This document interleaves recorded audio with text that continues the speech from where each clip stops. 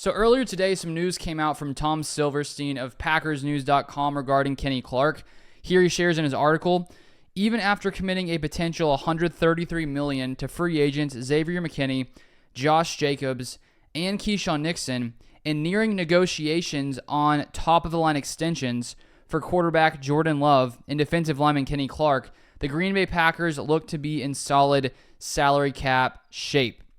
So Kenny Clark is going to be entering the final year of his contract, which he signed. He signed an extension back in August of 2020, a 4-year, $70 million extension. And so I had been wondering if the Packers would give Kenny Clark some kind of extension before the season to secure him for the next few years, however long this new contract would be. And it sounds like from Silverstein that he says they're nearing negotiations on top-of-the-line extensions for Love and Kenny Clark. So it sounds like the Packers and Clark are working on, or planning on working on, an extension to keep Clark here at, potentially top of the market type deal for Kenny Clark. And if we look at the current interior defensive linemen, how much they're getting paid, currently Kenny Clark is making $17.5 million, which ranks 14th among interior defensive linemen.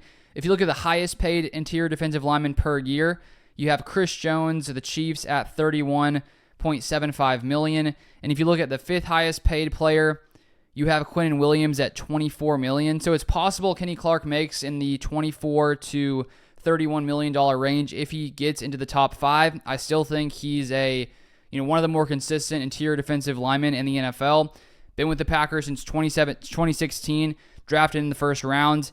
And he has been very consistent, rarely injured, has started in 17 games the past 2 seasons. And so I think the Packers, it looks like they want to lock him up for the next few seasons. And I think the fact that you have this new Jeff Hafley defense, it would be a shame to have Kenny Clark for the first season, then have to switch up the plans, bring in a new defensive lineman to sort of fill Clark's shoes. And so if you get some consistency there and know that Clark will be here for the next 3, 4, 5 years, that gives you something to build on after the 2024 season. So we'll see when this contract comes to fruition. It takes a long time for the Packers and these players to negotiate the deals, the guaranteed money, all that kind of stuff. But it does look like the Packers plan to give Clark an extension, and we'll see if they come to some kind of agreement before next season. But that's all for this video. If you want more Packers content, feel free to subscribe down below, and I'll see you guys next time.